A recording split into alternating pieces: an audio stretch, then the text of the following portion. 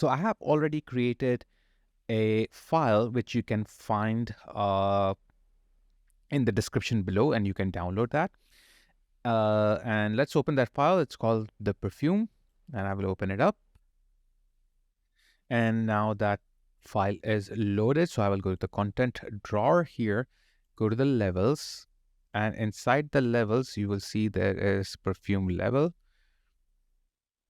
So now that level is open, but if you will see everything is dark, that is because we don't have any lights here. So I will go to the lit mode, unlit here, just to show you around what do we have here. So we have basically this sort of a scene here. So the scene doesn't look that appealing as a composition here.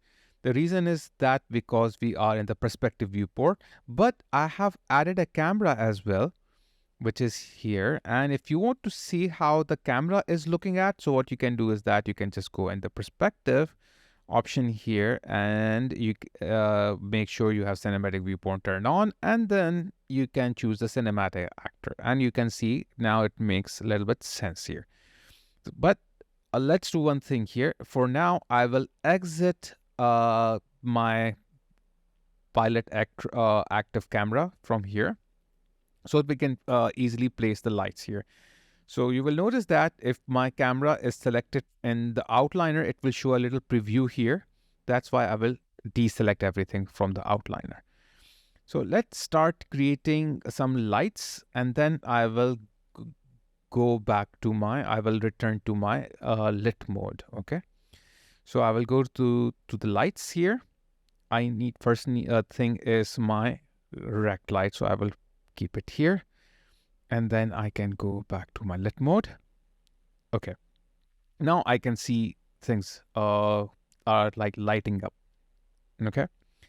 Now here, what I need to do is that I need to create first a key light, then a fill light, and then a rim light or a top light. This is basically a 3-point light system when you are lighting up a scene for photography, for any sort of photography, whether it's a model shoot or product visualization. So you have 3 points light, which is key, fill, and rim. So first, let's create like a key light here. So to create a key light, I will take my light here, the rec light, move it a little bit out, okay, and move it up. I don't want long shadows, so that's why I will not put this down there. Plus, I need sharper shadows, so I will not increase the size of this light. I will keep it as it is. Okay. So that's, I think, will be fine. Okay. You can also directly target over here, like like you can face the light over your meshes by turning on your like rotation. Okay, let me make it local. So the light is now facing directly on my object. So that also you can do here.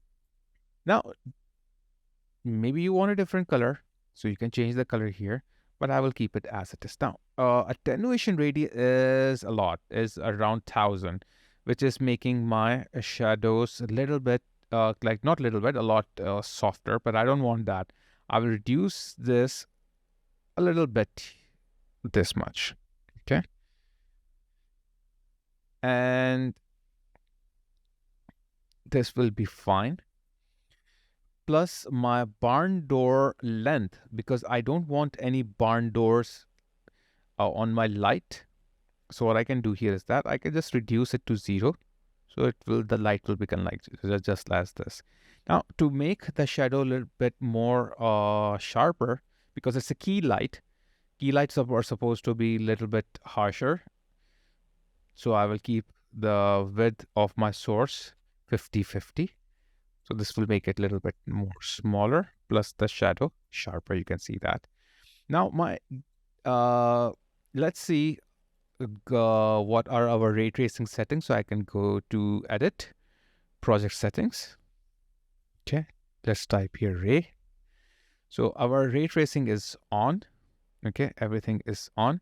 Distance field voxel density is 0.2, which is for the distance field shadows. I think this is fine. Okay. Otherwise, you can increase it so that you can have more perfect shadows, but it will consume a lot of memory there. Now, let's see if our lumen is on. For the global illumination, it is on. So now we will get some good lights. Plus, if you will go to the rec light here, now let's go to the ray here. Let's see if it is set up here. Use project settings, fine. Distance field shadows is off, so I will turn this on. Okay, now everything is fine. For the safe side, let's see if we have anything else. No, that's fine. Okay, so I have now my key light set up. Okay, now it's time for the fill light. Now fill light is more like the light that affects the more area, like the back side, the right side, the backdrop, and everything else. Plus, the fill light is more softer.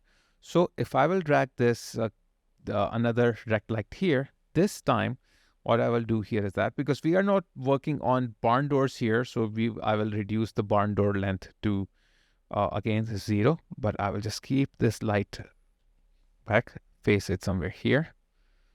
Okay, down a bit here. And also I can move this a bit out so it can directly face inside. Move it up, back.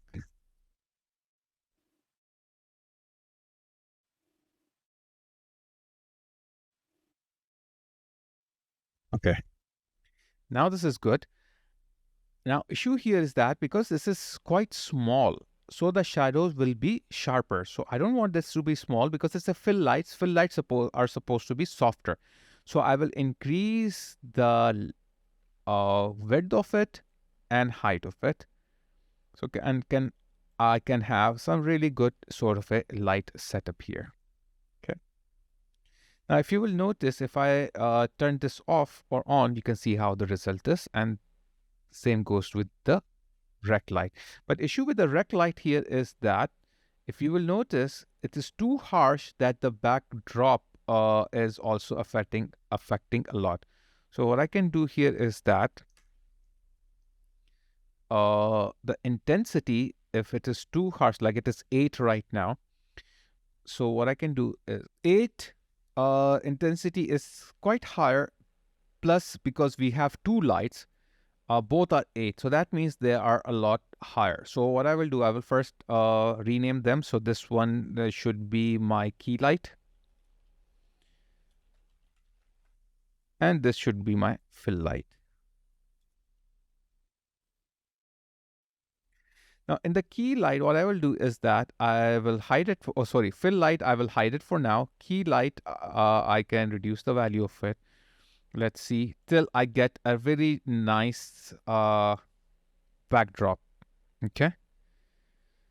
Because I don't want the background to be affected a lot.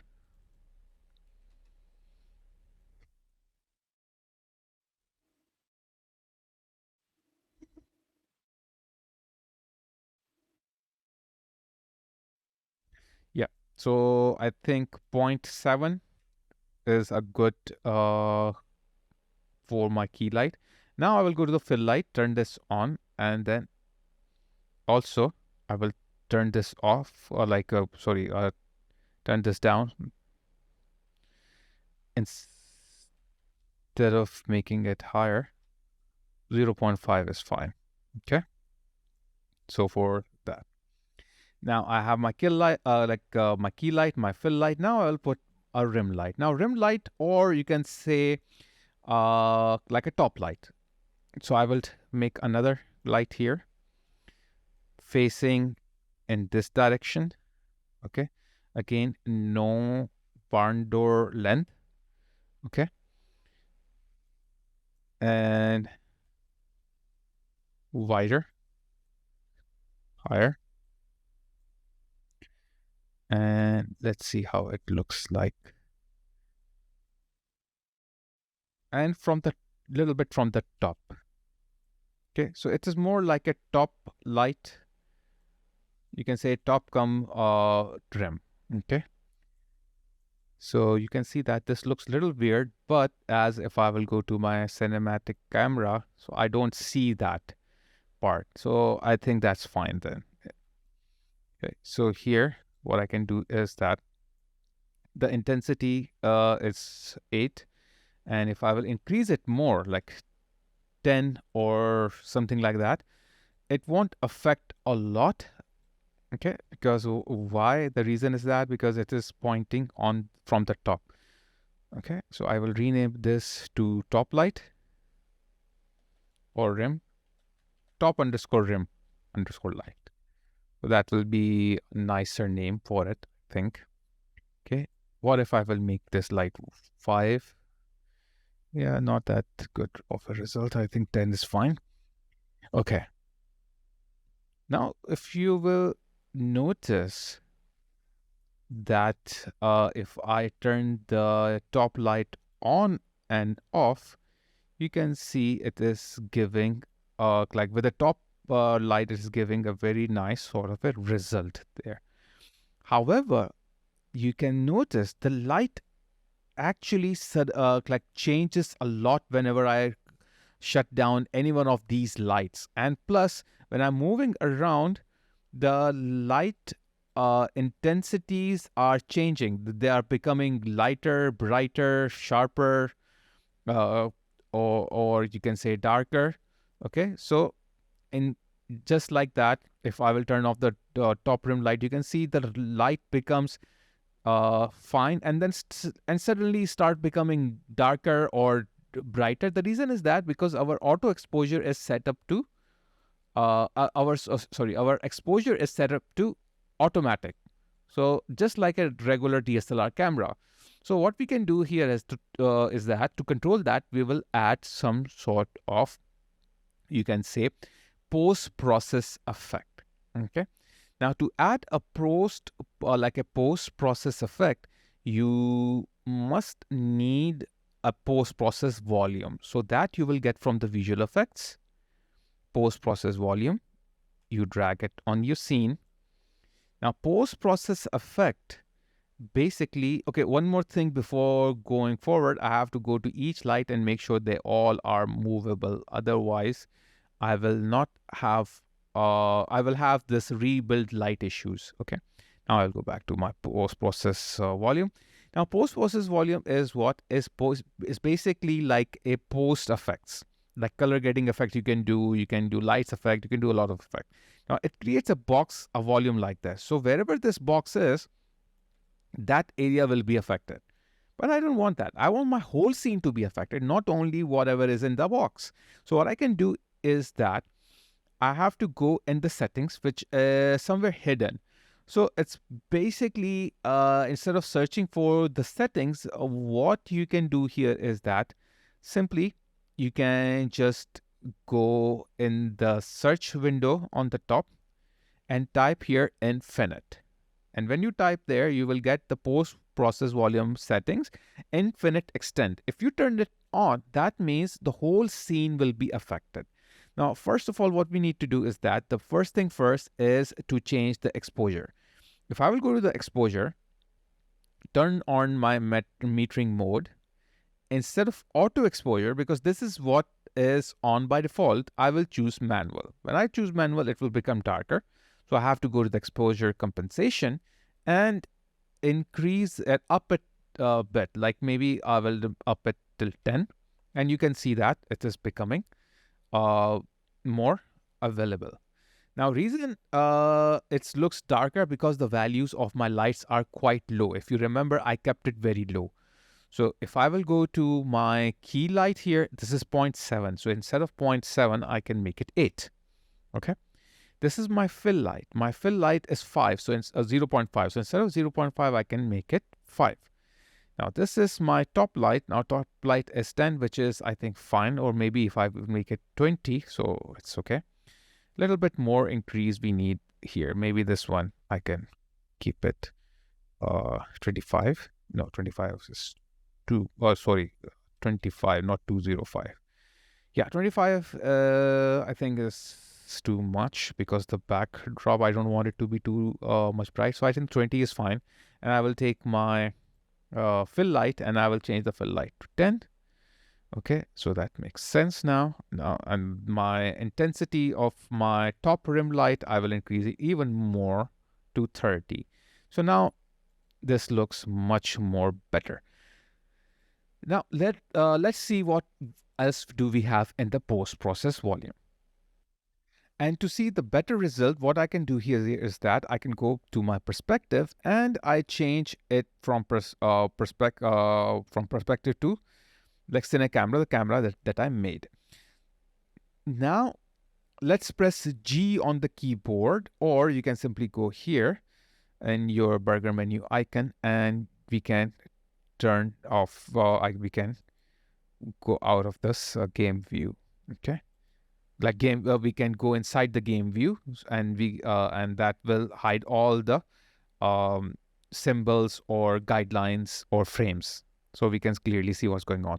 Now my post-process volume, I will select this one and you can see that I have here a lot of different settings. Now let's see which are the one that are really useful ones that I use a lot. Okay, now in the lens, if you will see, there are like these settings are divided into different categories here. So better is to close all of them and then turn them on one by one. So it will be easier for me to explain it to you. Now in the lens, I have here mobile depth of field, bloom, and all the other stuff. So in the depth of field, you can change the depth of field here. But depth of field mainly you can also change from your camera. I prefer do it from the camera because each camera will have its own depth of field. I will change the depth of field in the post-process volume, so it will change it for all the cameras. Now suppose if you have multiple cameras, so it doesn't make sense. It will be fine if you are using if you are working on a single camera, then it's fine. You can turn this on and you can work on the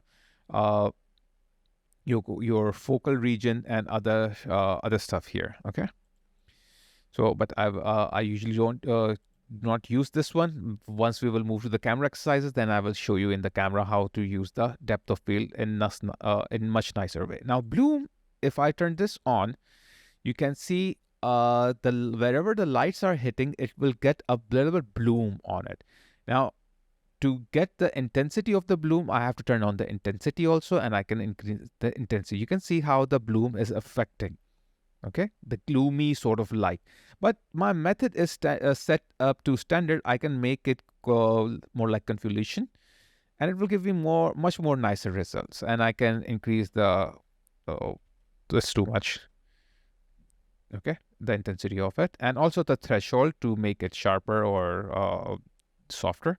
Rest of the other things, I will keep it as it is. Okay, maybe like scattering, it will give me more foggy look if I increase it a lot.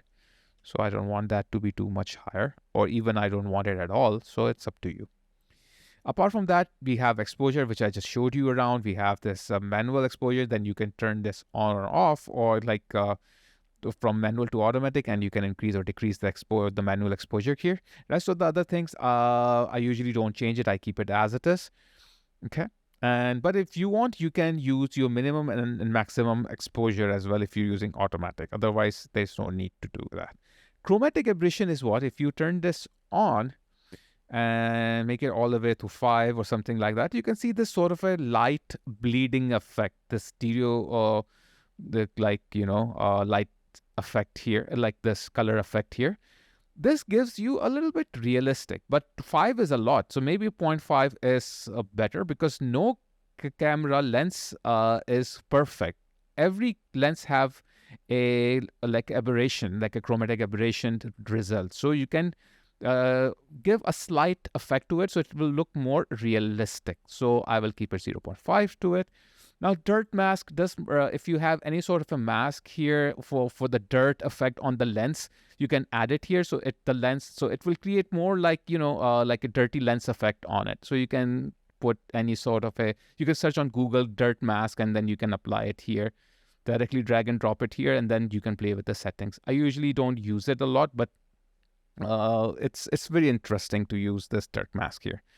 A camera is for the camera effects, but when we will move to the camera exercise, I prefer to use these settings in the camera itself.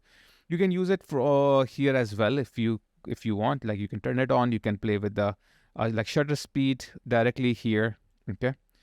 I will keep it as it is, whatever it was. I can play with the ISO. I can reduce the ISO, increase the ISO, just like a regular DSLR works. Okay. Aperture, for your aperture settings, you can change this one. Okay, maximum aperture, minimum aperture, all these you can change it from here. Number of light diaphragm blades for the depth of field for bokeh effect, you can turn this up or down. Okay, so it's totally up to you. Local exposure is basically for like if you're not using any camera exposure. So for that, you can use it. Instead of camera, you are using your perspective viewport. For that effect, you can use this. Okay. Lens flare effect, basically it can create a lens flare. Okay, wherever you have the light source. Right now on my light source is at the back, so I can see the lens of the like lens flare if the light is like pointing. So maybe if I will make it 10 and come out of this mode here, and then directly if I'm facing the lights, because I'm in the game view, I cannot see the light source, but you can see when I'm facing the lights, I can see some sort of let's turn like come out of this mode. So just to see what do we have here. It usually shows like the like it was showing a while back. So I can turn on these, make it more harsher, like 50 or something like that. And just for sake of this exercise, I will increase my key light so that you can see the lens effect here. Oh, sorry, the lens flare effect here. Now you can see the lens flare. Okay, so this is basically the lens flare effect here. Okay, so I can make the lens effect lesser, more, higher. Okay, change the color of it, the bokeh size of the lens flare, all these stuff, threshold. Okay, tint color of the lens flare. So different other things I can change it, but I don't want a lens flare, so I can turn this off. Okay, so it's up to you. So let's undo everything what we have done back there. Okay. Now let's go back to my camera view here and post volume. Turn off all the lens flares here. Now image effects here, if I will turn this on, it only gives me a like a vignette intensity effect, like a vignette effect. You can see the borders are becoming darker or brighter. Okay, so I can use whatever I want. Okay, so it will more focus on the like center area because the borders becomes darker. So that's what the vignette effect do.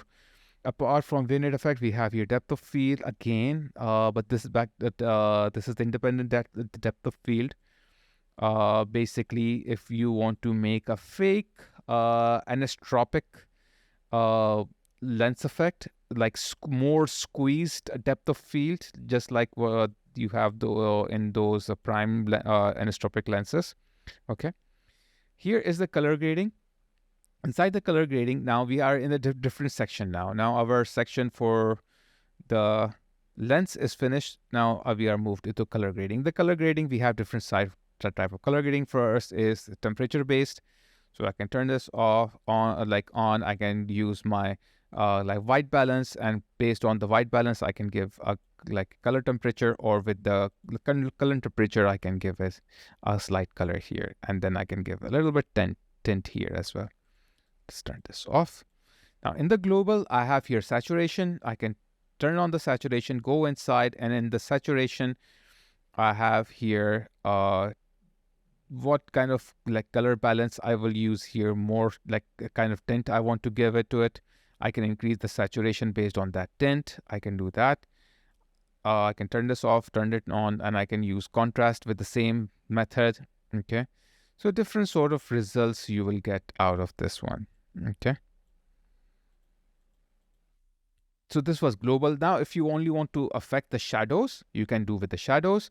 Like suppose I want the shadows to have a little bit of a bluish tint. So what I can do, I can go to opposite of the blue, which is orange, to give it a bluish, you can say, shadow.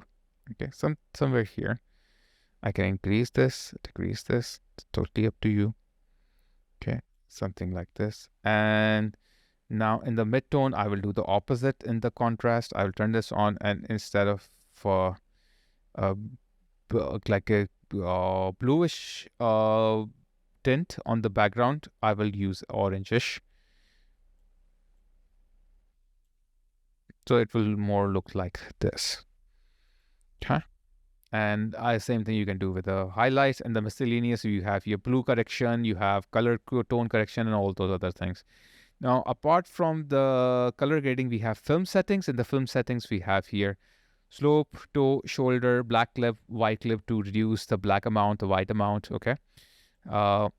So here I can give sort of a more faded, like sort of a look to my scene, something like this. So you can control from here. Black clip will move or like push the black color more in and out. Okay. Maybe a very slight 0.01 will be fine. I think 0.001 should be fine. Okay. Same thing with the white clip. Okay. I think white is okay. I will not change that much to the white. Now, global illumination. If I will turn this method on, it will keep the lumen on. Usually, it is by default the lumen. If you don't turn it, if you do not turn this global illumination method on to lumen, it is always set to lumen. But if you want to turn off the lumen, then you can go to the global illumination method. Instead of lumen, you can choose anything else. But the result you can see will be different. Without lumen, you can see it is very unrealistic. Screen space not that good. Standalone not that good. Plug-in any other thing you can use not that good. But lumen, as soon you will go, you can see a very nice realistic result. So always keep it to lumen. I don't prefer to go to the global illumination to turn is on or off from here, because you have to do it from the project settings, just like I showed you before. Otherwise, maybe you have to turn this on and off, maybe like as many times you are making the project, and maybe by mistake, if you will not turn this on, okay, if you will not turn it on, it will lack the global illumination. So always try to work inside your project settings and turn it on or off from here instead of doing from here. Okay, now here we have global illumination, all the other settings. So basically, these are already by default turned on. You don't have to turn them on. Okay, by default, usually they are turned on, or if you are doing some settings from the project settings. Okay, so there is no need to do that. Plus here as well, raytracing global illumination. You can see different results effect here, but not too much. Okay. And also this one is also turned on by default. Okay, so no need to do too much worry about these. Plus reflections is already set up to the global illumination to lumen. So for example, if you don't want the reflection to be lumen, so you can go here, and if I will make it none, just see what happens to the reflection. Everything becomes flat. But if it is lumen, you can see how realistic it looks. So everything in the reflection and in the global illumination is automatically using the lumen that you have like turned on from the project settings already. Okay. Usually you do it from the project settings, not from here. And by default, lumen is always on. If you're using the latest like up the from 5.1 to beyond any Unreal Engine. If you're using, by default the Lumen is on. Okay. Now here we have replication. I honestly, I don't use the replication. Maybe it's for the gaming. I've never used it. Brush settings, I don't use it as well. This one also, HLOD include actor, and HLOD is the highest level of detail. So for high, if you want to use the post processor volume for the highest level of detail, you can turn this on all the time. By default, it is turned on. So networking, actor, cooking, I don't want to go more detail into these because they're not that used. Okay. So I hope you have comprehended the concept of 3-point light system. If you have not subscribed to my channel yet, please do it now and don't forget to hit the bell icon. By the way, I have noticed that many of you are watching my videos without subscribing. So let's change that. Subscribe to my channel and be the part of the interactive community. Now, here's something really important I want to talk about. Please do not download my videos. Just watch them online. When you download them, it messes up my watch time hours. And that's a bummer. I want to keep creating awesome videos, but it's demotivating when I lose out on those stats. Thanks a bunch for your support. You guys rock. Catch you all in the next video.